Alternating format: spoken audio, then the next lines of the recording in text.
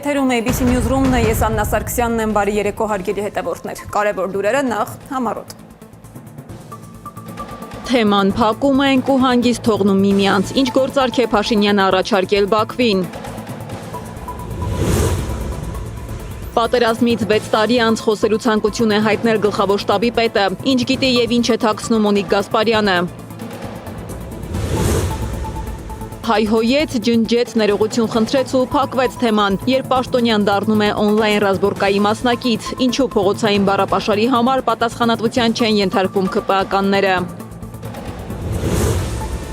Պայթյուն, հրդեհ, վիրավորներ, ինչ է կատարվել Նուբարաշենի աղբավայրում։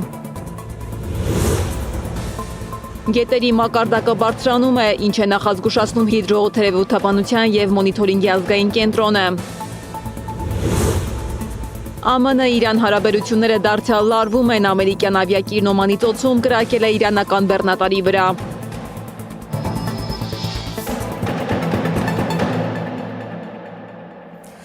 Նիկոլ Փաշինյանը պարզաբանել է, թե ինչ գործարք է առաջարկել Բաքվին, որի մասին առաջին անգամ խոսել է դեռ 2024 թվականին։ Առաջարկն էլ հետևյալն է՝ փակել հակամարտության էջը եւ հանգիստ թողնել միմյանց։ Որ Հայաստանը եւ Ադրբեջանը ընդունում են, որ երկու երկրների միջև սահմանազատման գործընթացի համար բազային սկզբունքը Ալմատայի հռչակագիրն է, որն իր հերթին նշանակում է, որ անկախ Հայաստանի տարածքը նույնական է խորհրդային Հայաստանի տարածքի հետ, անկախ, այսինքն այսօրվա Հայաստանի եւ այսօրվա Ադրբեջանի տարածքը նույնական է խորհրդային Ադրբեջանի տարածքի հետ։ Այսինքն առաջարկում է մի մոդել, որտեղ կողմերը փոխադարձաբար ճանաչում են տարածքային ամբողջականությունը, սահմանազատում եւ հրաժարվում պատմական, իրավական ու քաղաքական վեճերի շարունակությունից։ Առաջին հայացքից երևի ռացիոնալ մոտեցում է, երկարատև հակամարտությունները հաճախ ավարտվում են հենց այս տրամաբանությամբ։ Բայց խնդիրը հենց այստեղ է, որովհետեւ խաղաղությունը որպես քաղաքական կատեգորիա չի սահմանափակվում միայն սահմանագծով։ Այն նաեւ հավասարակշռության, վստահության եւ փոխադարձ պարտավորությունների համակարգ է։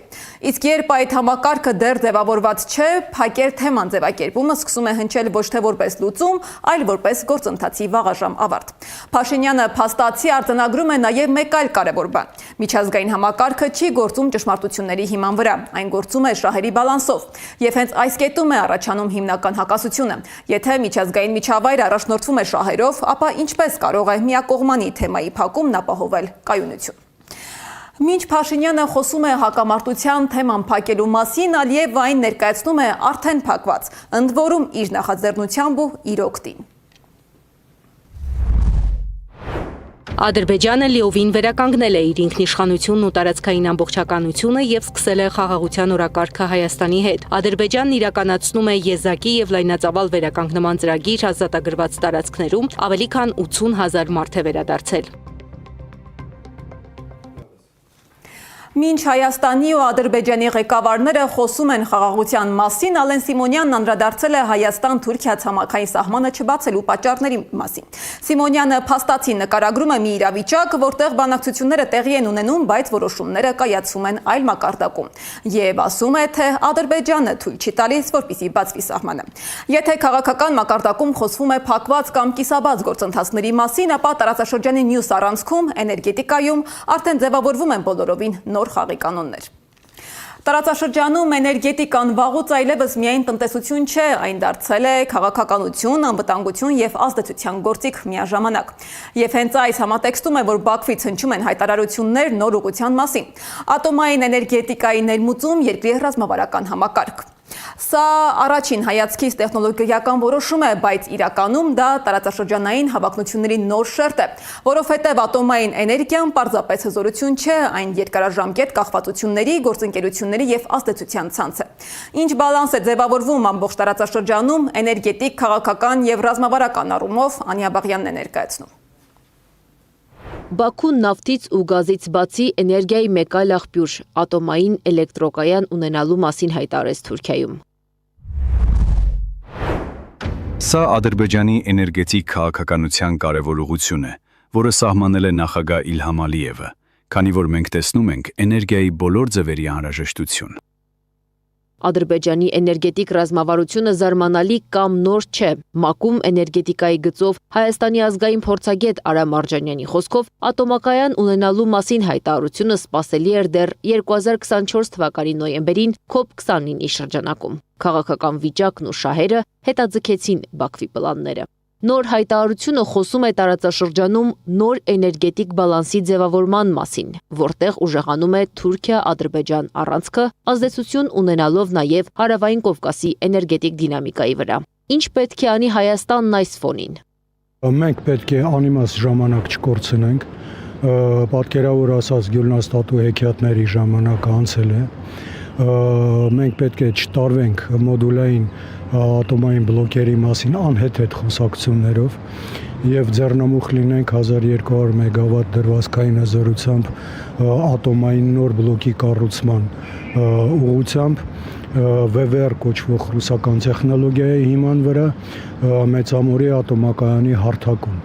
Մարջանյանի խոսքով 2037 թվականի հունվարի 1-ին ատոմային նոր բլոկ պետք է ունենա Հայաստանը։ Հապաղելու իրավունք չունենք, ընդգծում է փորձագետը։ Դրան զուգահեռ Հայաստանը չպետք է թույլատրի Ադրբեջանին ունենալ ատոմակայան, հաշվի առնելով այդ երկիր տեղափոխվող մի շարք նոր սարքավորումներ եւ նյութեր։ Եթե Հայաստանում նորմալ ազգային կառավարություն ունի, ապա առաջին բանը որ պետք է ասի, ինքը դեմ է Ադրբեջանի տարածքում ատոմակայանի կառուցմանը, քանի որ Ադրբեջանում նավթի եւ գազի ահռելի պաշարներ, ինքը դա կարիքը չունի։ Հակառակը դա կարող է որոշակի տեխնոլոգիաներ բերել այդ երկրում, որը այդ տեխնոլոգիաները կարող օգտագործի նաև ի վնաս Հայաստանի։ Իսկ այս դեպքում Հայաստանի ձայնը շատ լսելի կլինի։ Ադրբեջանն Անտալիայի դիվանագիտական ֆորումին զգուշավոր էր հայտարարությունում։ Հնարավոր տեխնոլոգիայի ընտրությունն ու մատակարար երկրի անունը չի նշել, բաց թողնելով առաջարկի բոլոր դռները, նշում է Արամ Մարջանյանը։ Իդեպ Բաքուն այդ քաղաքականությունը սովորել է տարածաշրջանում միակ խաղաղ ատոմ ունեցող երկրից Հայաստանից։ Նման պրակտիկա կիրառել են նաև Ղազախստանն ու Ուզբեկստանը։ Կարծում եմ, որ Ադրբեջանը այստեղ դռները բաց կպահի թե ամերիկյան, թե ռուսական, թե այլ տեխնոլոգիաների ուղղությամբ, սակայն իրավացի եք ինժեներական, տնտեսական, տեխնոլոգիական եւ անվտանգային գործոնները Ադրբեջանի համար Ռոսատոմը դարձնում են թիվ 1 գործակից եւ ամենայն հավանականությամբ խոսքը կգնա Ռոսատոմի VVR կոչվող ռեակտորների ընտրության մասին։ Այս էներգետիկ ռազմավարության վրա ազդեցություն կունենա նաև Թուրքիայի ընտրած էներգետիկ ուղին, քանի որ Թուրքիայում ատոմակայանի կառուցումն իրականացնում է Ռուսաստանը եւ այն մեկնարկել է 2018 թվականին։ Շահբազովը կարծես հաստատել է իր ելույթում։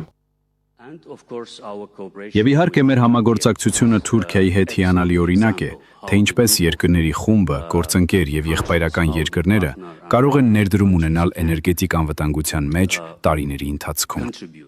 Հայաստանը, Ադրբեջանը, Վրաստանը էներգետիկ մրցակցության մեջ են։ Պայքարը կատաղի է, ընդգծում են փորձագետները։ Այս պահին Հայաստանը դեռ առաջատար է։ Միակ երկիրն է, որ ունի ունիկալ փորձառություն երկարատև կանգից հետո աշխատող բլոկի վերաթողարկման ուղղությամբ։ Ունի տարածաշրջանում մասնագիտացված դպրոց եւ գործող ուղեղներ։ Սակայն փորձագետների գնահատմամբ տարածաշրջանում ձևավորվող էներգետիկ մրցակցությունը գնալով դառնում է ոչ միայն տնտեսական, այլ նաև ռազմավարական գործոն։ Եվ եթե Հայաստանը չկարողանա արագացնել իր էներգետիկ կարողությունների արդիականացումը, ապա ներկայիս տեխնոլոգիական եւ մասնագիտական առավելությունը կարող է աստիճանաբար կորցնել իր քաղաքական եւ էներգետիկ կշիռը տարածաշրջանում։ Անիա Բաղյան, Էդիկ Մալաքյան, Նոնա Գևորգյան, ABC Media։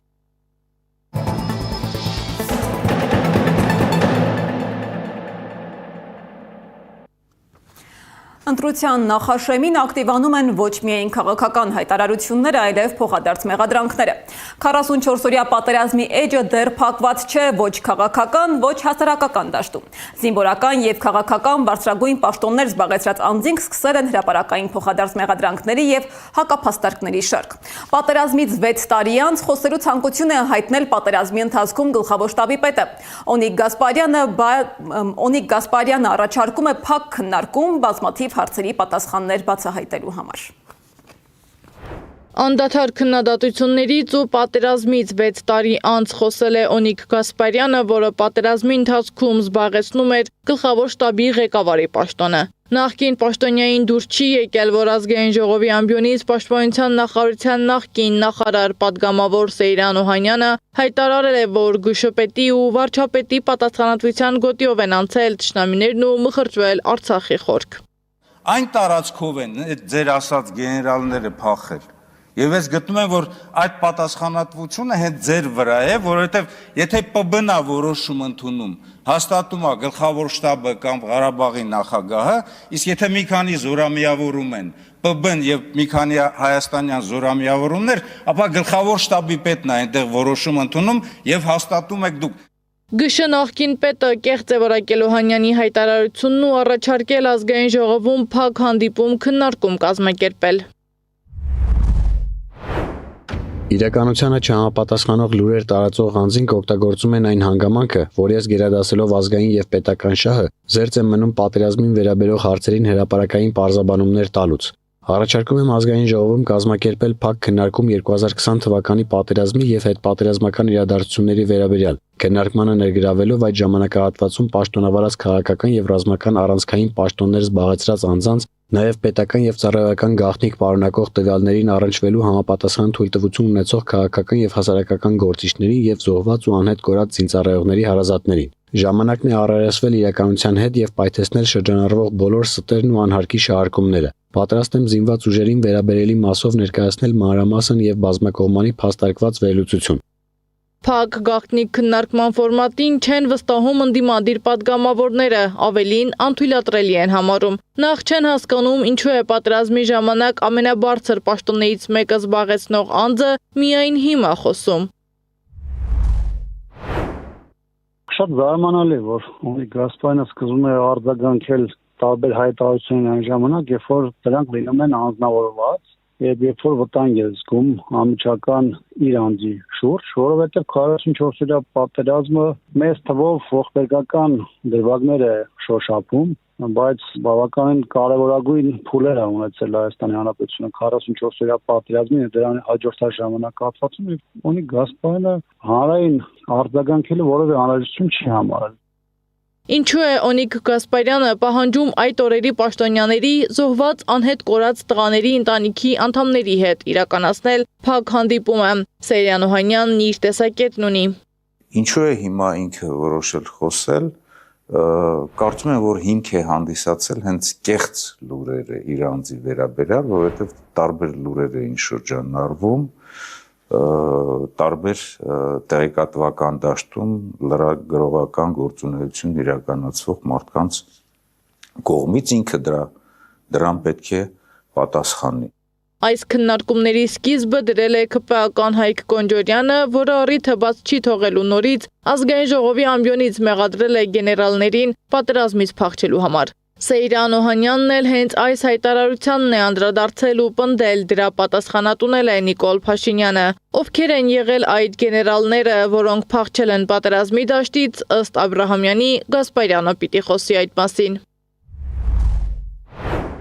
Օնիկ Գասպարյանը պետք է դրա մասին խոսի։ Շատերը, ում որ Նիկոլ Փաշինյան դասալի կամ փախած է համարում, ոչ միայն նրա մարտական ընկերներն են, այլ նաև նրա ենթակաները կամ նրա հրամաններով մարտական խնդիրներ լուծած անձինք, եւ ավելի լավ կլինի Օնիկ Գասպարյանը ոչ թե կենտրոնանա իր անձի վրա եւ զբաղվի բացառապես սեփական պաշտպանությանը վերաբերող թեմաներին, այլ անդրադառնա այն հարցերին, որի պատասխանատուն է եղել 44-օրյա պատերազմում զոհված տղաների ծնողների շրջանակում Օնիկ Գասպարյանի հայտարարությունը միանշանակ չի ընկալվել։ Նրանք եւս դեմ են ԿՊ-ի հետ փակ քննարկմանն ու պահանջում են խոսել բաց, որպեսզի հանրությունն իմանա ճշմարտությունը։ Սեդա Մակարյան, Նոնա Գևորգյան, ABC Media։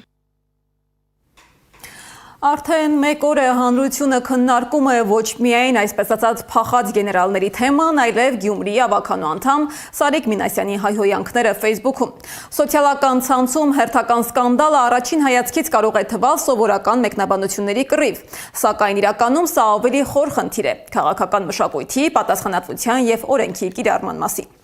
Որտեղ է սահմանը անձնական էմոցիայի եւ պաշտոնական դիրքի միջև եւ ամենակարևորը այդ սահմանն արդյոք բոլորի համար նույն տեղով է անցնում, Սեդա Մակարյանն է պատմում։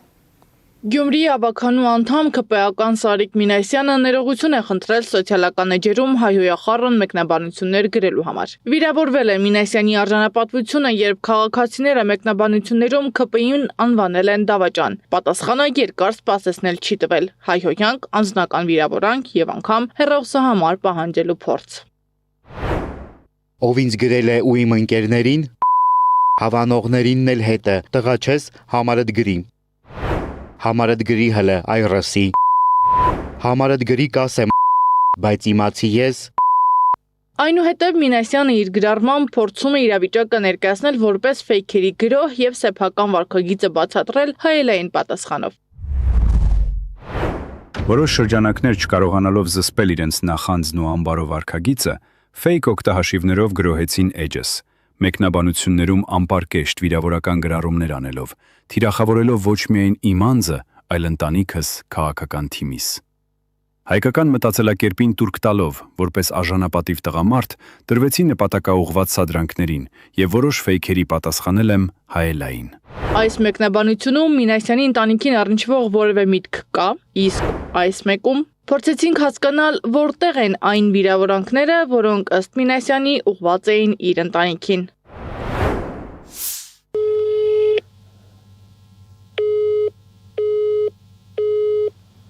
Մեր զանգերը մնացին անպատասխան։ Գյումրու ավականու անդամ Կարեն Սիմոնյանն անընդունելի է համարում նմանօրինակ վարքը։ Սպառնալիք դու հայոյանքը դատապարտելի է, անձերք երբևիցե չեմ մեկնաբանել, չեմ ուզում մեկնաբանել, իսկ նման վարքագիծը դատապարտելի է։ Ատելության խոսքի ու սպառնալիքի համար Հայաստանի Հանրապետության քրեական օրենսգիրքը սահմանում է տուգանքից մինչև 2 տարի ժամկետով ազատազրկում։ Վերջերս Նիկոլ Փաշինյանի մասին նման մեկնաբանության համար 5 երեխաների մորը գիշերով ձերբակալել էին, քրեական վարույթ է նախաձեռնվել։ Քննչական կոմիտեից ասում են, Սարիկ Մինասյանի նկատմամբ չկա քրեական վարույթ, դրա համար անհրաժեշտ է հանցագործության մասին հաղորդում ստանալ, ինչը չեն ստացել։ Կգեն ասում մենք պարտավոր չենք։ Ոստիկանությունը պարտավոր է, երբ որ ընդդիմադիր գործիչների հետ կապված է, չէ՞, հարց է առաջանում։ Մենք բազմաթիվ այսպիսի դեպքեր ունենք, երբ որ ոստիկանության աշխատողների հաղորդման հիման վրա, օպերատիվ աշխատանքի հիման վրա, ֆեյսբուքյան, չգիտեմ, սոցցանցերի ուսումնասիրության հիման վրա քրեական գործեր են հարուցվում։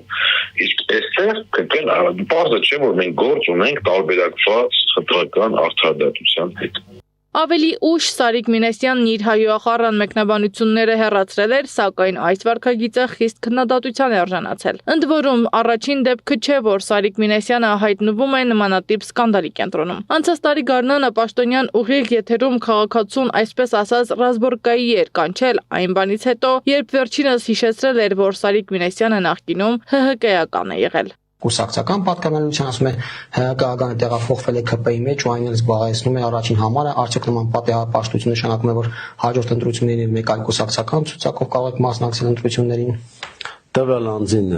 հրավիրում եմ անձամբ իմ հետ հանդիպելու, ես իրեն կոնկրետ կպատասխանեմ։ Մեկ այլ դրվագում Պաշտոնյան կրկին մեկնաբանություններում պատասխանել էր, մեկնաբանություն գրած կնոջը վիրավորել էր նրան, ապա պահանջել վերջինիս եղբոր կամ ամուսնու հեռախոսահամարը։ Սեդամ Մակարյան, Գեգամ Ղազարյան, ABC Media։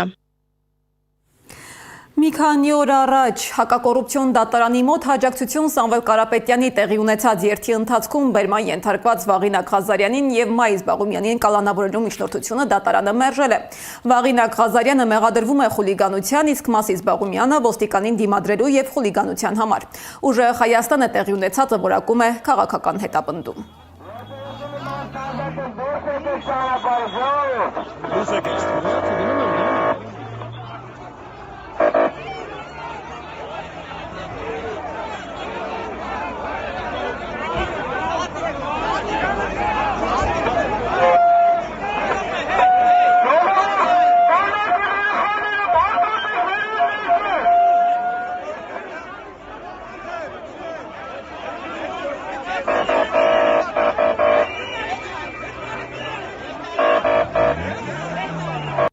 Խաղաղ ակցիանող մարդկանց այդ տիպի վերցնել, քաշքշել մարմնական, մեր Վաղինակը մարմնական վնասվածքներ է ստացել ու մարմնական վնաս դուժողին փաստով բուժողին տանում են կալանքի, դա աբսուրդի ժանրից է, բայց առիթը կօգտագործեմ ու կասեմ, որ թող իմանան, բազմիցս նշել եմ, որ նմանատիպ փոքրիկ բաներով մեզ չեն վախեցնի, մեր հանրությանը բաց չեն վախեցնի, անցած անգամ էլ կոչ արեցի իրենց խաղաղվել, հանգստանալ, այս պայքարը հանուն մեր Հայաստանի Հանրապետության պայքարը, այս պայքարը հանուն մեր հայազգի, մեր պետականության ու մեր առհասարակ մեր հայի երեսի ու հայի ուժ մեջքով կանգնելու պայքարը։ Իսկ շաբաթ օրը ձերբակալված Հայաստանի շախմատի ֆեդերացիայի նախագահի առաջին տեղակալ Սմբատ Լպուտյանին ազատ են արձակել։ Առաջադրվել է 2 մեղադրանք, կիրառվել է բացակայելու արգելք խափանման միջոց։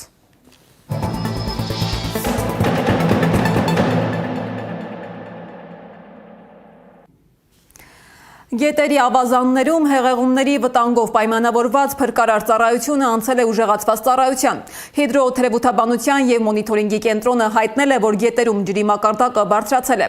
Այս նախազգուշացումների ֆոնին արդեն կոնկրետ դեպքեր են արձանագրվել։ Աբովյան խոշորացված համայնքի Մայակովսկի գյուղում երեկվանից մի շարք փողոցներ ջրի տակ են անցել։ Գետ առ գետի վարարելու հետևանքով ջուրը դուրս է եկել հունից ու լցվել բնակիչների բակեր ու հողամասեր։ Բնակիչների խոսքով գետի վարարման և հունից դուրս գալու պատճառը գետի մաքրման բացակայությունն է, որը վերջին անգամ կատարվել է 10 տարի առաջ։ Օրեր առաջ մեր նկարահանող խումբը եղել է այդ հատվածում։ Դիտենք Անահիտ Սարգսյանի ռեպորտաժը։ Գետառն է, Երևանի սրտում գտնվող գետը, որի կամրջով ժամանակին անցնում էին Մետաքսի ճանապարհի քարավանները։ Ժամանակի ընթացքում գետը կորցրեց իր երբեմնի նշանակությունը։ Այսօր պատկերը լրիվ այլ է։ Այստեղ վխտում են առնետներ, իսկ գարնանը հատկապես անձրևներից հետո գետառը հաճախ վարարում է։ Մի քանի օր առաջ է գետի ջուրը աղբի հետ լցվել բակեր, նկուղներ ու տներ։ Ոտներներս ջրի մեջ ման էին գալիս, այստեղ վարձով էին ապրում մարդիկ, ամբողջ կահույքը թափեցին, գնացին։ Երեխեն քնած տեղը աչքը բացել էր, աղջիկը տեսել էր ջուրն արդեն իրան է հասնում։ Որտեվ տունը ցածր է, ներքև է իջնում ես, ներքև։ Ամբողջ ջուրը մեջն էր լցվել։ Չենք քնում, ոչ թե վախենում։ Չենք քնում, պահակ են կանում։ Այս քարերը վերևից ջուրը քշում բերում է, նայ, տես։ Հեն անայ ջուրը տեսնում ես որտեղ է բարձրացել։ Մտնում են տաշտային, այնտեղ է լցվում։ Վիճակը սա է։ Սևանի փողոցի Գետամերձ թաղամասում արդեն 60 տարի բնակվող մի բնակիչ հիշում է, ժամանակին գետը մաքուր եւ առողջ էր։ Կրիա կար, ծուկ կար, մաքուր ջուր էր։ Մաքուր ջուր։ Մտնում ենք մեջը նորմալ է։ Վարարման հետքերը տեսանելի են ամենուր։ Աղբով փաթաթված ծառեր, վնասված տներ։ Բնակիչներն ասում են, տարիներ շարունակ վիճակը չի փոխվում եւ շատերը ստիպված հեռանում են այստեղից։ Ավելի քան 30 տարի է գետը պատշաճ չի մաքրվել, պատմում են հարևանները։ Երբեմն իրենք են մաքրում գետից դուրս բերելով տարատեսակ, երբեմն էլ անհասկանալի իրեր։ Ինքս ժեշտերն է, կրիշի ժեշտը գցել եմ մեջ, այնտեղ էլ դամբա են կապել, տեսնում ես, այնտեղ դամբա են կապել են, նեղվում է, քանի անգամ ադաները ջուր լցել, մեր դունն էլ ալսվել, հարևանի դունն էլ ալսվել։ Մինչդեռ քաղաքապետարանից վստահեցնում են, մաքրման աշխատանքներ իրականացվում են ամեն տարի, եւ այս տարի նախատեսվում է մաքրել ավելի քան 4000 խորանարդ մետր տարածք։ Ներկայումս աշխատանքներ են իրականացնում, մոտավոր 60-70% արդեն իսկ արված աշխատանքների։ Հիմա կոնկրետ իրականացնում են այդ կինո հայրենիքի հատվածում մաքրման աշխատանքները, մեկ էլ Ավանում։ Իսկ ձեր նշված հասցեում մոտավոր իմ կարծիքով, եթե ոչ վաղը, մյուս օրը արդեն մաքրման աշխատանքները կսկսեն։ Բնակիչներն էլ ընդունում են, խնդրի մի մասը իրենցից է կախված։ Աղբը գետում չի հայտնվի, եթե մարդիկ չնետեն։ Մի բնակիչ էլ ես եմ, մի լցնող էլ ժամանակին ես եմ եղել,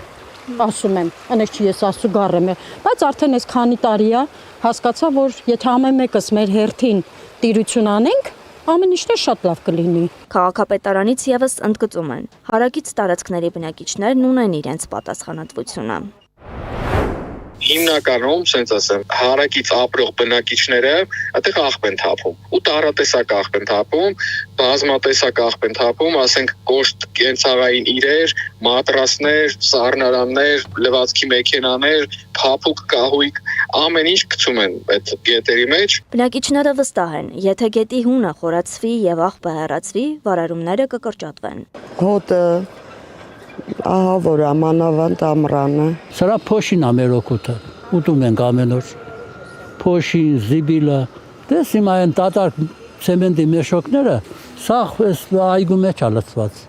Շփրդում են վերևից ներքև։ Եթե գարնանը խնդիրը վարարումն է, ապա ամռանը գարշահոտությունը։ Բացի այդ, տարածքում հաճախակի են ջրի անջատումները, հոսանքի տատանումները, իսկ վերջին շրջանում նաև շինարարական փոշին։ Տարիներ շարունակ կուտակված խնդիրների այս շղթան դեռ լուծում չի ստացել։ Շատ երևանցիներ նույնիսկ չգիտեն Ավանից մինչև Շենգավիթ ձգվող այս գետի մասին։ 2007-ից հետո, երբ փակվեց գետի շնչառությունը, գետառը կարծես թաքուն կյանքով է ապրում, տեսանելի միայն նրա ափերին ապրողների համար։ Անահիտ Սարգսյան, Էդիկ Մալաքյան, Աշոտ Բարբարյան, ABC Media։ Քաղաքային անտեսված խնդիրները ամենաանսպասելի պահին են վերածվում արտակարգ իրավիճակի։ Երևանի Նուբարաշենի աղբավայրում տեղի ունեցած հերթական պայթյունը հենց այդ դեպքերից է։ Տարիներով կուտակված ռիսկեր, տեխնիկական եւ վերահսկողական բացեր, կանխարգելման մասին պարբերական հայտարարություններ, բայց զրո աշխատանք։ Ինչի հետևանքով է առաջացել պայթյունը եւ ինչ է կատարվել աղբավայրում, ռեպորտաժում։ Պայթյունը Նուբարաշենի աղբավայրում, որը հանգեցրեց հրդեհի։ Այս անգամ հետևանքները առավել ծանր են, մարդկային կյանքերին սպառնացող ուղիղ վտանգով։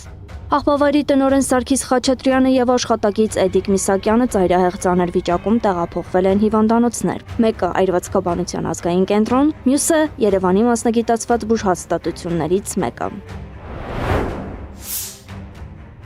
Դեպքի ուժատ անձինք գտնվում են մեր կենտրոնում, ռեանիմացիոն բաժանմունքում։ Վիճակը կայունագնահատվում, բայց ծանր։ Քաղաքապետարանի գործակարգավարական նիստում նույնպես անդրադարձ եղավ տուժածների առողջական վիճակին։ 15% ախտահարում ամաշկի եւ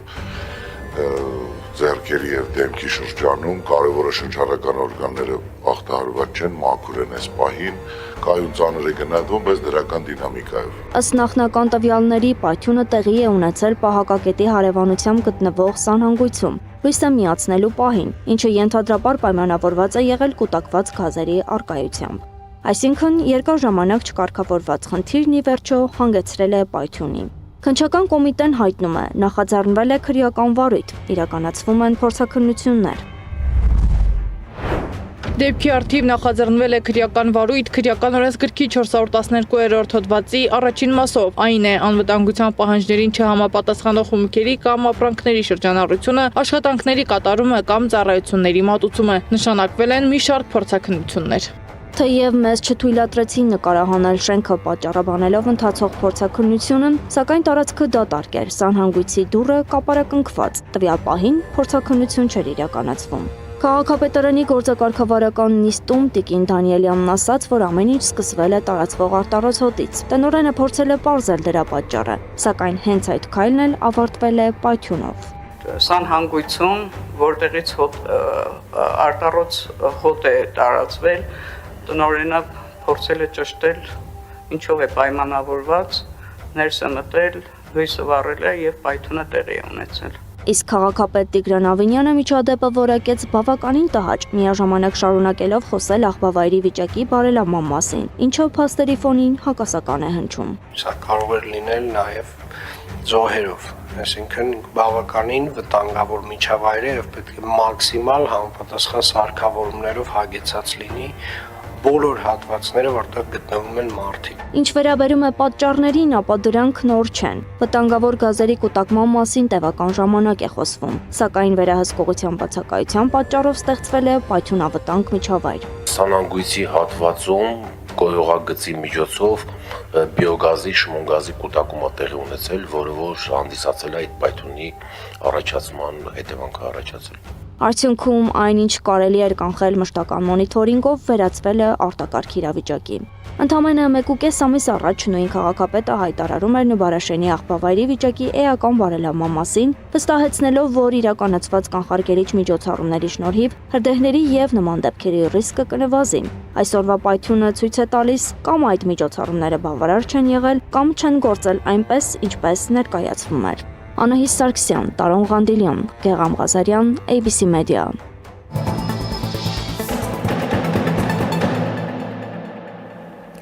ԱՄՆ-Իրան հարաբերությունները դարձյալ լարվում են։ Ամերիկյան ավիակիրն Օմանի ծոցում կրակել է իրանական բեռնատար նավի վրա, որը փորձում էր ճեղքել ամերիկյան շրջափակումը։ Այնուհետև ամերիկան դեսանտ է իջեցրել նավի վրա։ Միջադեպի կադրերը հրապարակել է ԱՄՆ կենտրոնական հրամանատարությունը։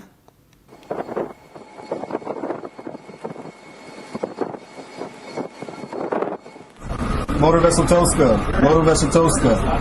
vacate your engine room. Vacate your engine room. We're prepared to subject you to disabling fire.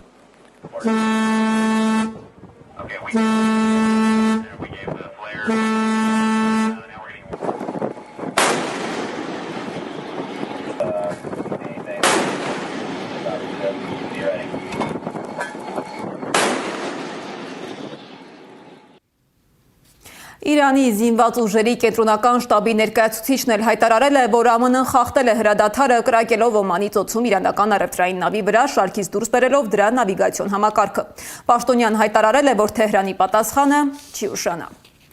Իրանի արտաքին գործերի նախարարությունն էլ հայտարարել է, որ դեռևս որոշում չունի մասնակցել ԱՄՆ-ի հետ բանակցությունների հաջորդ փուլին, թե ոչ։ Նախարարության խոսնակ Էսմայիլ Բաղային ճեպազրույցում նշել է, որ այս պահին նման բանակցությունների կոնկրետ ծրագիր չկա։ Նրա խոսքով Միացյալ Նահանգները բավարար լրջություն չի ցուցաբերում դիվանագիտական գործընթացը շարունակելու հարցում, իսկ Թեհրանը իր պահանջները հստակ ձևակերպել է եւ դրանից հետ չի կանգնելու։ Իրանի նոր գերագույն առաջնորդ Մոջթաբա Խամենեին ոտքի թեթև վնասվածք է ստացել իր նստավայրի վրա ԱՄՆ-ի եւ Իսրայելի իրականացրած օդային հարվածների ժամանակ։ Իրանցի պաշտոնյան հայտարարել է, որ Խամենեին հարձակման պահին գտնվել է համալիրի ներսում եւ թեթև վնասվածքներ է ստացել հրթիռներից մեկի պայթյունի ալիքից։ Նա ընդգծել է, որ այլ վնասվածքների մասին տեղեկությունները կեղծ են։ Այս ժամի լրահոսն այսքանն է, շարունակեք հետևել մեր հրապարակումներին։ Վստահ եղեք, որ բաց չեք թողնի տեղական ու միջազգային ամենահրատապ նորությունները։ Կհանդիպենք վաղը նույն ժամին։